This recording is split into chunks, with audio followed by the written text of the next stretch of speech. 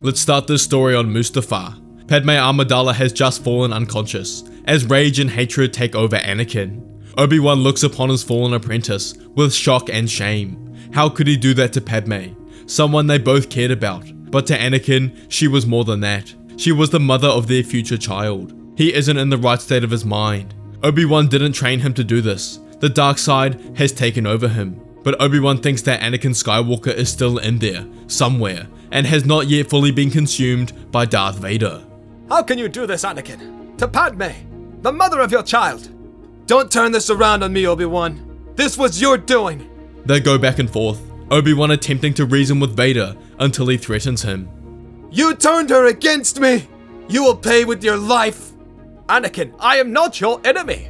I want to help you. Let me help you. In this timeline, Obi-Wan doesn't attack Anakin for what he's done to the Jedi, massacring them and the younglings, as he knows this will only make him more angry and push Anakin further away. He takes a different approach, with a calm tone, and attempts to reason and connect with the good inside of him. I know of your nightmares, Anakin. Padme told me herself. Please, I can help you. You don't have to resort to the dark side. Obi-Wan knows that there must be a main reason for his turn to the dark side, so if he can offer an alternative, there is hope of bringing him back. Don't you see Palpatine has manipulated you, Anakin? You've done everything he wanted you to, without batting an eye. How are you so sure he can save her? Anakin's mind starts to waver as Obi-Wan takes this approach. He hasn't thought about this fact. He's taken everything Palpatine has said as the truth. Darth Plagueis, the power to save those from death. Could he have been lying? These thoughts race through Anakin's mind as Obi-Wan continues to connect with him. Palpatine wants you for your power. He wants you by his side, his right-hand man. Do you really think he'll let Padme and the children live? Of course not. He needs you, Anakin. He can't let you have your happy family. It won't end well for all of you if you stay by his side. You must see it. Obi-Wan can sense a flicker of change within Anakin as he starts to understand what Obi-Wan is saying. Doubt has seeped into his mind, and Anakin thinks back on the past couple of hours. All that he's done for the promise of saving his wife. A promise that might not actually be true. Obi-Wan continues on. Come back to the light side, Anakin. You can right all your wrongs if you help us defeat Palpatine. Yoda is alive. With the three of us, we can ensure Padme survives. Anakin, I promise you, we will help you. Brother, please. Anakin falls to his knees with his hands on his head as he realizes the mistakes he's made. What have I done? How could I do this? He never should have trusted Palpatine and done all of his bidding, but instead trusted in his friends and the power of the Jedi Council. Obi-Wan kneels down next to Anakin and puts his hand on his shoulder.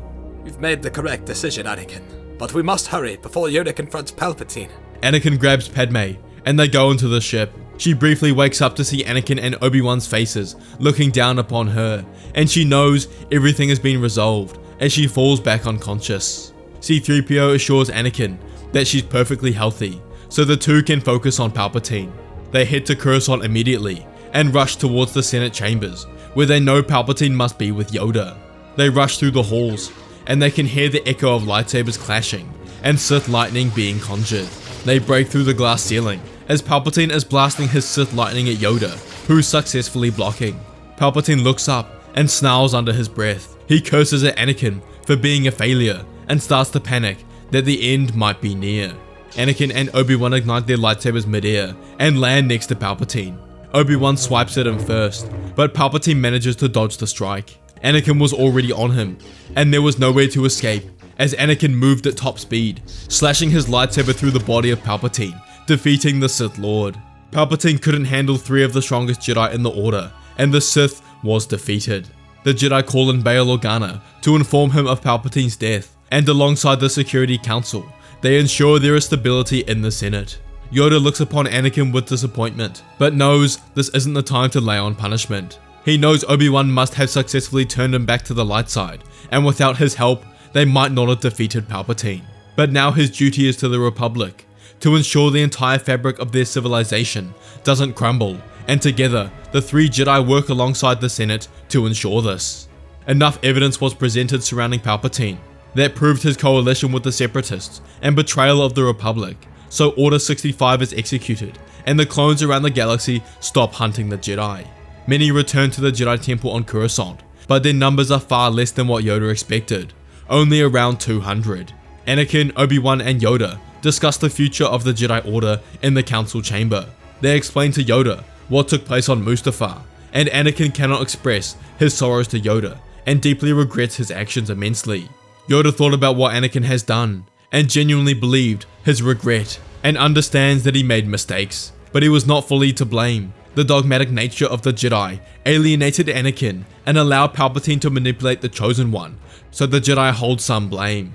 Yoda decides, since none of the Jedi in the temple survived, no one knows of his betrayal, so decides to let him stay and begin his path of redemption by helping rebuild the Order. He is more than thankful, and that night, Padme successfully gave birth to the twins, Luke and Leia, and Anakin finally has everything he's ever wanted. But a couple of days later, Jocasta Nu returns to the Jedi Temple and ignites her lightsaber to point it at Anakin when she sees him and in front of everyone. She yells out in anger and describes what he did at the Jedi Temple on the night of Order 66, spilling his secrets to everyone. All the Jedi around are shocked, and Yoda can sense the tension brewing, and the Jedi begin to raise their voices and turn to Yoda for support. Now that Anakin's betrayal has been outed, there is no way he can stay in the Order, and Yoda is forced to exile Anakin, who gives up his Jedi robes. Anakin understood this and thought that maybe it would be for the best, but he would miss Obi Wan deeply, the person who saved him from eternal pain. After the birth, Padme decides to leave the Senate, and the two travel back to Naboo to raise their family. They have a total of 6 children: Luke, Leia, Balon, Halo, Shmi, and Nolan. They had them one after the other, so they were all close in age. Their family got along well, and they grew up at Padme's lake house on the countryside of Naboo. Anakin taught them early on about the Force, and they all shared a similar potential as him. He shares his love for pod racing, starfights, and mechanics. He's a patient teacher, passing on his skills in the Force, and emphasizes balance and the responsibilities they all have with their power. Each of his children are unique and reflect different aspects of their parents. Padme would be a loving and nurturing mother, educating the children on the galaxy and moral judgment, how one should always advocate for peace and justice. Together they created a house filled with love, understanding, and a commitment to peace, and have shown that the power of love and compassion can overcome darkness. However, 20 years after Revenge of the Sith, when Anakin's second son Balon is 18 years old, everything starts to change. It all starts in his dreams at night, as he sees a dark figure with a human face slowly start to speak to the boy. He tells Balon about the Force, and how the path his father has led him down is wrong. This occurs over the next 6 months, and this figure is essentially teaching Balon about the dark side without him knowing. Balon has experienced Force dreams in the past, but these dreams are more real to him, and believes it is the Force itself contacting him directly, choosing him directly. The being continues to manipulate Balon, telling him that he is the real Chosen One in the Force, not his father Anakin. He teaches him the true nature of the Force, to seek out power and strength over others, something his father nearly achieved all those years ago, but held himself back at the last second. But Balon himself could take over from his father and inherit the will of the Force. This goes on for months, and Balon begins adapting what he's learned from this being, and notices his strength in the Force increase. His skill in battle and connection with the Force slowly rises through the use of his anger and hatred. Because of this, he slowly believes what the Force is telling him, and is drifted away from his father's teachings. The being tells Balon it will be his responsibility, and his alone, to serve the will of the Force and the people of the galaxy to truly save them. The being convinces Balon that the Jedi's light side path is wrong, and only limits themselves in the Force, and this way, they can't truly help the people of the galaxy, if they aren't willing to make the tough choices and punish those that are wrong. But Balon will be different. With his newfound strength, he will push forward, evolve past Jedi understanding, and bring about an order to the galaxy that hasn't been seen in thousands of years. The being tells Balon that his training is almost complete, but to finish it, he must come to Exegol in the unknown regions. Balon had never heard of the planet, and it wasn't on any of the Republic star maps, but the being gives him the coordinates, and Balon heads off immediately. He lands his ship on the flat terrain of Exegol, lightning flashing all around him. He exits to see a huge temple, the shape of an upside down pyramid, dark as anything. At the base is a small opening, which must be the entrance. He enters and hears the same voice who's been speaking to him in his dreams, and calls out to it, but it doesn't reply. He follows it to the source and enters a room to find the person speaking to him, but he now wears a different face. Little did Balon know, this was Darth Sidious, the Sith Lord his father had defeated years ago. He invites the boy to sit and commence the final part of his training. Balon approaches and kneels down as the Force priestesses enter and circle around him. They begin chanting, focusing on the dark side and channeling it into the boy. Palpatine is delighted, and his manipulation of the ignorant Balon Skywalker with the potential of his father has been successful. He tells the boy to rise, now a servant of darkness. Through the ritual, Palpatine completely corrupted Balon's mind with the dark side. This was only possible since Balon was open to it, but little did he know it would turn him into Palpatine's pawn, and he would lose his free will. Palpatine now has the final piece of his plan, a way to get back to Anakin Skywalker, the boy who betrayed him. As Anakin's blade swung through his chest, Palpatine managed to transfer his essence to an early stage clone that he'd been working on that was located nearby.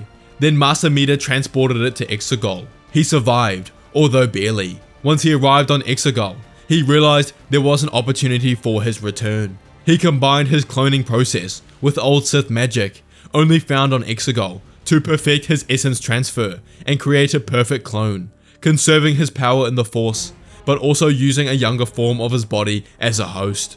The people of Exegol were still loyal to the Sith Empire, and had been waiting for a worthy Sith Master to return, and Palpatine was just that. He inherited the Sith Empire, and commanded their forces, but he spent 20 years making sure his victory would be guaranteed. He has been training other Sith apprentices and warriors, so that their forces have the capacity to rival the Jedi Order, and he has 150 at his disposal. But he knew this would not be enough, and needed someone whose strength rivaled his own, but was under his control. And once he heard of Anakin Skywalker's children, he knew this would kill two birds with one stone. If he could get one of them under his control, he could use them against the Jedi Order, but also as his secret weapon against Anakin, who at this time was more powerful than Palpatine. Palpatine decides he'll begin the war with a surprise attack. Through various information channels, he sends reports to the Senate and Jedi Council about rumors of Sith activity in the Outer Rim. Jedi Master Jocasta Nu and 5 other Jedi are dispatched to investigate, but what they found was far different to what they expected. Master Nu froze when she saw Palpatine alive again, with the child of Anakin Skywalker and 20 Sith warriors behind them. Palpatine just smirked as they rushed the Jedi and wasted no time in slaughtering them, but made sure there was a security recording of this, and looked deep into the camera so the Jedi Council and Senate knew who had done this. Word of the Jedi's massacre quickly reached back to Coruscant, and Chancellor Mothma met with Yoda, Obi Wan, and the rest of the Jedi Council. The Council was shocked that Palpatine could return and discuss their plan of action.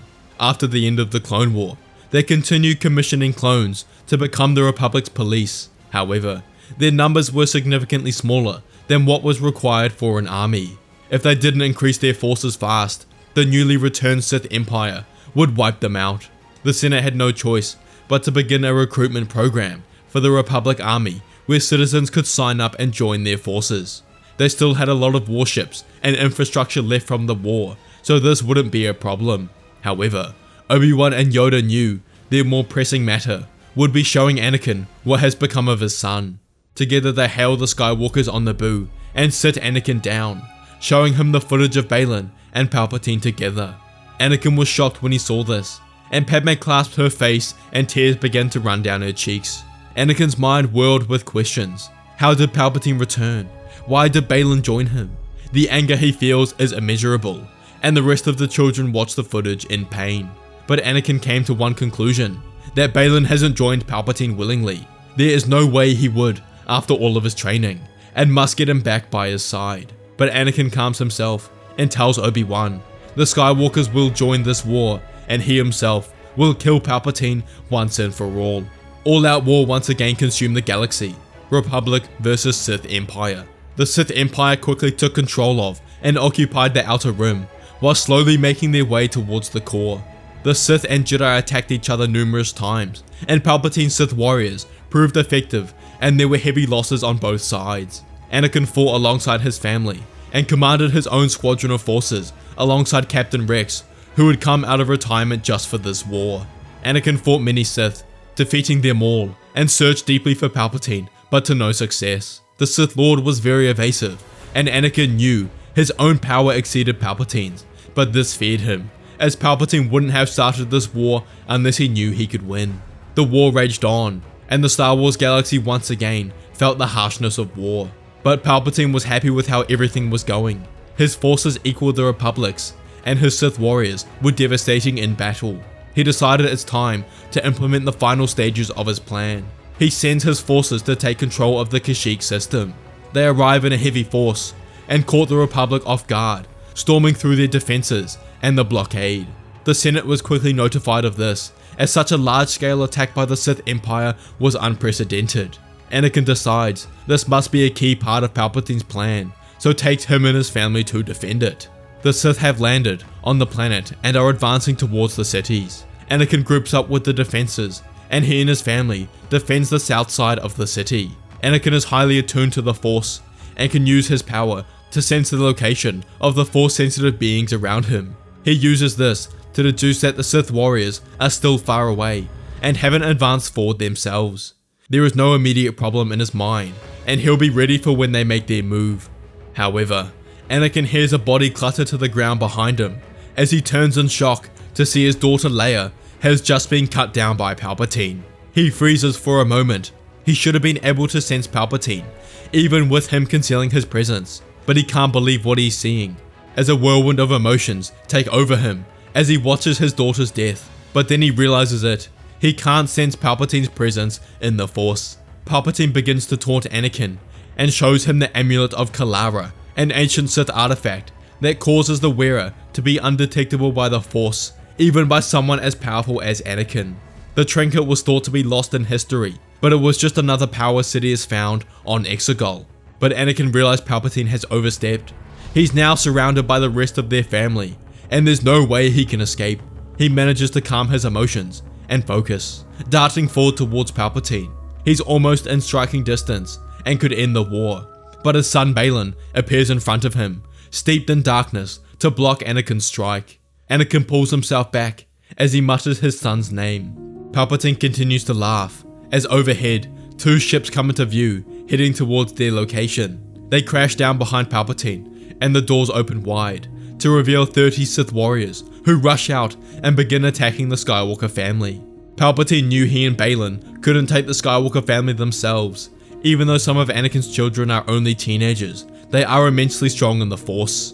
Balon rushed towards Anakin, who started to panic. He looks over to his children, who are being surrounded by crimson lightsabers, and needs to go help them immediately. He grabs Balon by the wrist as he attempts to render him unconscious, but as he does this, his son calls out to him in a scared voice, which makes Anakin realize the Balon he knows and raised is still in there. Anakin lets go, and the darkness takes over Balon again. Anakin thinks on this, and realizes that skin-to-skin contact can release the darkness that's consumed Balon, and that only he can save him. Only the connection of a father. The Sith warriors fight the Skywalker children, but a small group break off and circle around Palpatine, and project the Force barrier around him. The Sith Lord begins chanting, and begins summoning a thought bomb, an ancient technique used by the Sith of old on Ruusan 1,000 years ago. However, Palpatine's thought bomb would be different.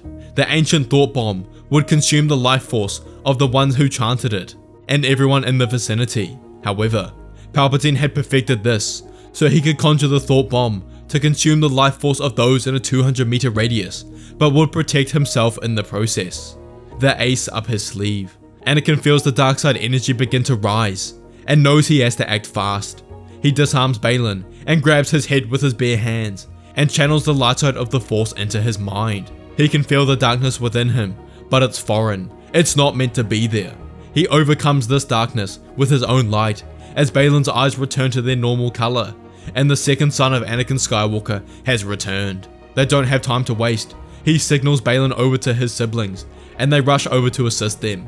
Anakin cutting down one Sith warrior a second, until there are only the ones protecting Palpatine left. Anakin notices how cold it's become, and looks at Palpatine's, whose face is pale and taut. His features were stretched, as if his skin had become too tight for his skull.